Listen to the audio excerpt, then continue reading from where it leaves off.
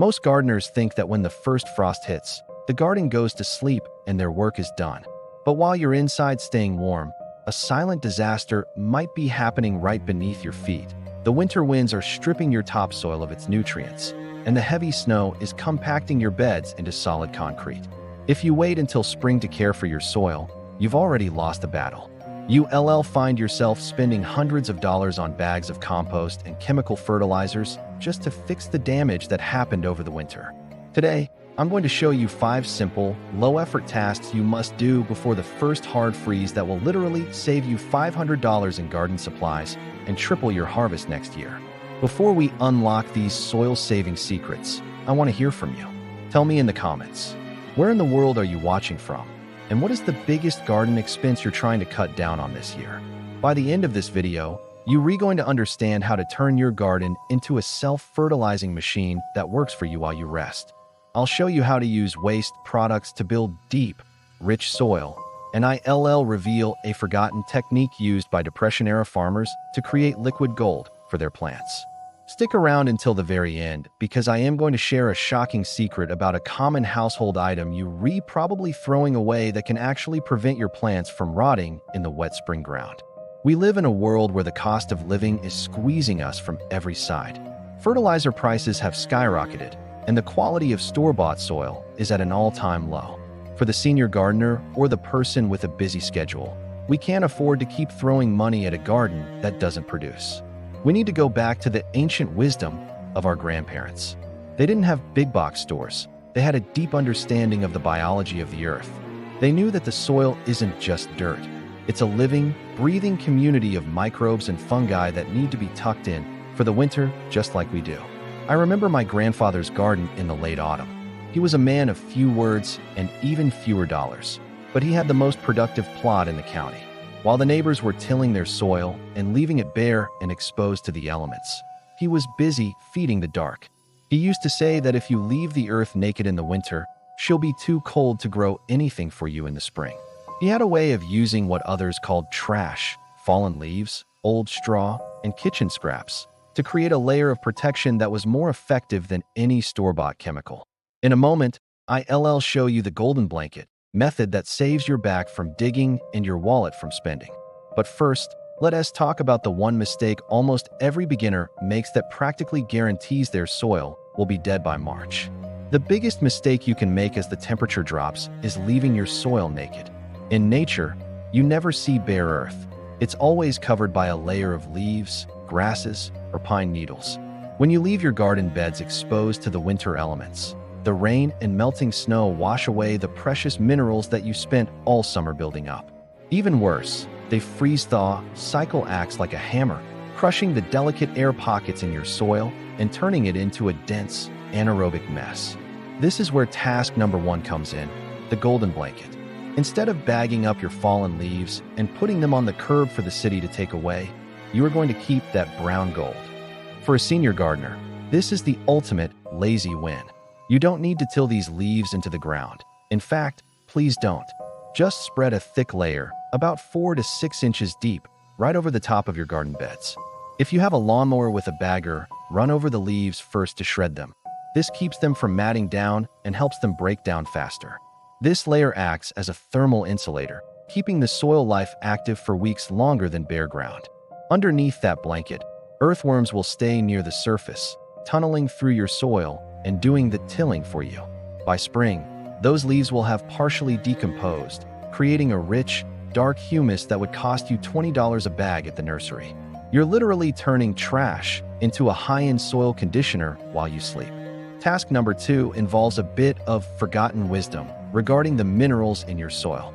During the growing season, heavy feeders like tomatoes and corn suck the calcium and magnesium right out of the earth.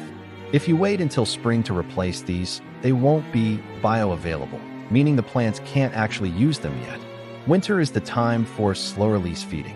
One of the most powerful things you can add to your soil before the first frost is crushed eggshells and wood ash from your fireplace. Our grandparents didn't have bags of lime. They had the hearth. But you have to be careful. Wood ash is very alkaline, so you only want to use it if your soil isn't already high in pH. A light dusting, like a light dusting of snow, is all you need. This provides a massive boost of potassium and calcium. For the senior gardener, this is a low-impact task. You aren't hauling heavy bags of lime from the car. You're just taking your kitchen scraps and fireplace remains out to the garden. The winter rains will slowly dissolve these minerals and carry them deep into the root zone, so that by the time you plant your first seedling in April, the buffet is already served. Stick with me because in a moment we're going to cover a liquid secret that prevents your spring seeds from rotting in the ground, and I'll explain why cleaning your garden too much in the fall might actually be killing your harvest. Now, let's talk about task number 3, the in-place compost pile. Many people believe they need a fancy, expensive plastic bin at the back of their property to make compost. But as we get older, hauling heavy wheelbarrows of finished compost across the yard is the last thing our backs need. Instead, we're going to use the trench or pit composting method, a technique used by ancient cultures from the Amazon to the hills of Appalachia. Before the ground freezes solid, you're going to dig small, shallow holes right in the middle of your garden beds, where you plan to plant your heaviest feeders next year, like squash or cucumbers. Into these holes, you'll drop your vegetable scraps, coffee grounds, and even those old pumpkins from the porch. Cover them back up with a few inches of soil and then top them with your golden blanket of leaves. Over the winter, these scraps will break down directly where the plants need them most. By the time spring arrives, those spots will be nutrient mines. You've saved yourself the work of turning a compost pile and the cost of buying liquid fertilizers. It's a closed-loop system that mimics the forest floor. If this is helping you see how much easier gardening can be when you let nature do the work, tap that like button so we can help more people reclaim their time and their health. Task number 4 addresses a problem that ruins many spring gardens before they even begin: compaction and poor drainage. When the winter snow melts, it can leave your garden beds looking like a muddy lake. Seeds planted in cold, waterlogged soil don't grow, they rot. This is where a secret weapon from the kitchen comes in: rice hulls or even crushed nut shells. If you can't get those, simple coarse sand or fine gravel will do. But the most senior-friendly way to fix drainage without digging is by using biodrills, specifically planting daikon radishes in the late fall. These aren't for eating, they are for engineering. Daikon radishes have massive taproots that can punch through even the toughest clay soil. In the winter, the frost will kill the radish, and the root will rot in place, leaving behind a deep, vertical tunnel. These tunnels allow spring rainwater and air to penetrate deep into the earth. It's like giving your garden a professional aeration treatment for the price of a $5 packet of seeds. You don't have to pull them up, you don't have to dig. You just let the winter melt the radishes into the soil. Stick with me, because next, we're going to discuss the invisible task, the one that happens in your mind and on your clipboard, that can prevent a total garden failure and save you from the most expensive mistake a gardener can make. Task number 5 is what I call the strategic soil mapping. As we age, our memory can sometimes play tricks on us, and in the garden, a lapse in memory is expensive. Every year, pests and diseases build up in the soil, specifically targeting certain plant families. If you plant your potatoes in the exact same spot where your tomatoes were last year, you are essentially inviting a feast for blight and beetles.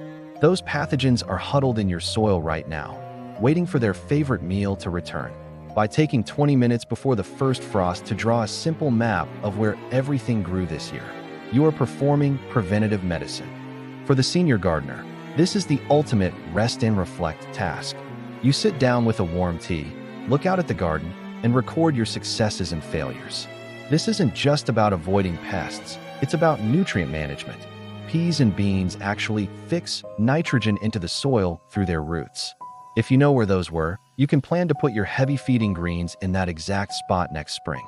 This simple piece of paper saves you at least $100 in organic pesticides and nitrogen boosters.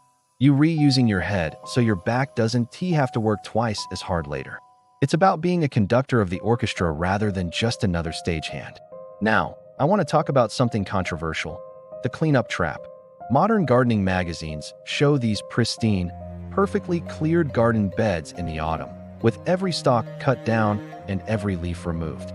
This is a disaster for your soil health. When you clean the garden to that extent, you are removing the habitat for the beneficial insects, the ladybugs, and predatory wasps that spend the winter in the hollow stalks of your old plants.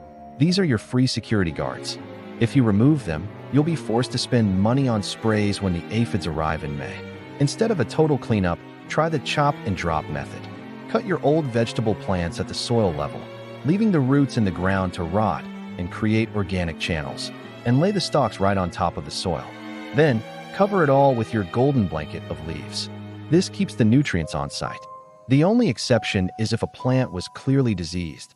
Those should be removed and burned or binned. For everyone else, lazy is actually better. You rebuilding a fortress for your soil microbes and a nursery for your garden nest protectors. Stick with me, because we are moving toward the final reveal. The one household waste item that acts as a physical shield for your spring seedlings, and the most important first step you can take today. Before we reach the final step, I have to share one secret soil amendment that most people pay for, even though they produce it every single day for free. I'm talking about used coffee grounds. Now, there is a common myth that coffee grounds will make your soil too acidic for plants to grow. In reality, most of the acid is washed away into your cup. What's left behind is a rich source of nitrogen and a texture that earthworms absolutely crave. If you want to triple your spring harvest, start collecting your grounds now. Over the winter, the soil microbes will slowly process that nitrogen, making it stable and ready for your plants the moment the ground warms up. For a senior gardener, this is much easier than hauling 50-pound bags of manure. You just sprinkle your daily grounds over the golden blanket of leaves.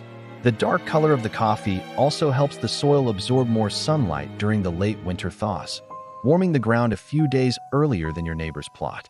This thermal jumpstart can be the difference between a stunted seedling and a robust, high-yielding plant. It's a small habit with a massive payoff that costs you exactly $0. The secret household item I teased earlier, the one that prevents your spring seeds from rotting, is actually the humble cardboard box. Before the first frost, if you have an area of the garden that is particularly prone to weeds or pooling water, lay down a single layer of plain, brown cardboard with all the tape removed. Wet it down and cover it with your leaves or mulch. This creates a smother layer that kills off weed seeds and provides a physical barrier that prevents heavy winter rains from washing away your topsoil. By spring, the cardboard will be soft enough to plant right through, and the worms will have turned it into rich, black castings. If you forget everything else today, remember this: your garden is a living organism. If you treat your soil like a bank account, making deposits of leaves, scraps, and waste during the winter, it will pay you back with interest in the spring. You don't need a massive budget. You just need to work with the natural cycles of the earth. Your future self, with a healthy back and a pantry full of food, will be so glad you took these 5 small steps today. Now, I want to hear from you. Which of these 5 tasks are you going to tackle first? Tell me in the comments, along with where in the world you're gardening. If you found this helpful, please like the video and subscribe to our community of resilient gardeners. Next, I am planning a deep dive into the 10 medicinal weeds hiding in your lawn that can help you through the winter season. Comment medicinal if you want me to prioritize that video. Go out there, tuck your soil in for the winter, and I'll see you in the next one.